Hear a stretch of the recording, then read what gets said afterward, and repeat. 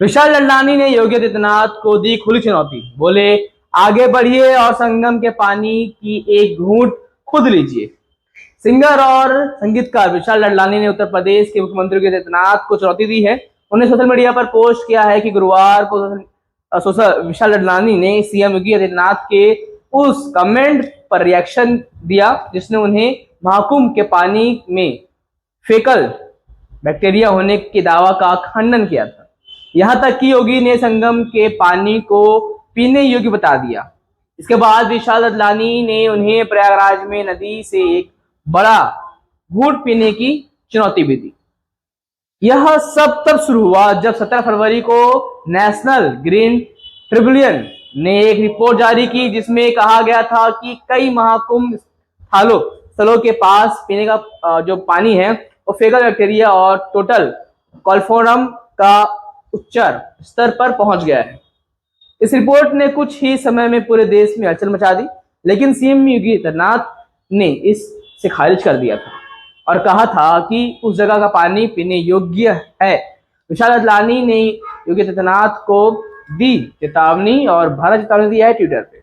इस पर एक रिएक्शन करते हुए विशाल लल्लानी ने इंस्टाग्राम पर स्टोरी जारी किया और लिखा, नफरत करने वाले की चिंता मत करो सर, हम आप पर भरोसा है, कृपया आगे बढ़िए और एक बढ़िया टंकी गिलास लीजिए कांच गिलास लीजिए, चमकता गिलास लीजिए और सीधे नदी से कैमरे पर इसके अलावा एक स्टोरी में उसका पानी पीजिए उन्होंने लिखा। उसके अलावा उन्होंने एनजीटी रिपोर्ट के बारे में भी एक समाचार रिपोर्ट पोस्ट पर एक कहा, यदि आप पेचिश, हैज और अम्बियोसियास आदि के लाखों मामले को सामने आते नहीं देख सकते हैं तो आप जरूर खास हैं। कृपया आगे बढ़िए और अपने परिवारों को सीवेज में डुबा दो।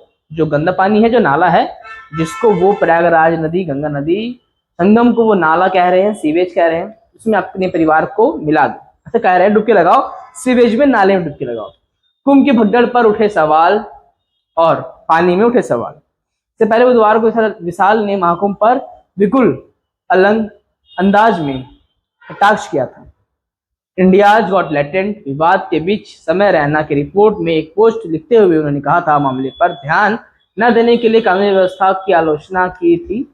उनके पोस्ट में लिखा था, सरकार ऑनलाइन कंटेंट की नियंत्रण कर सकती थी।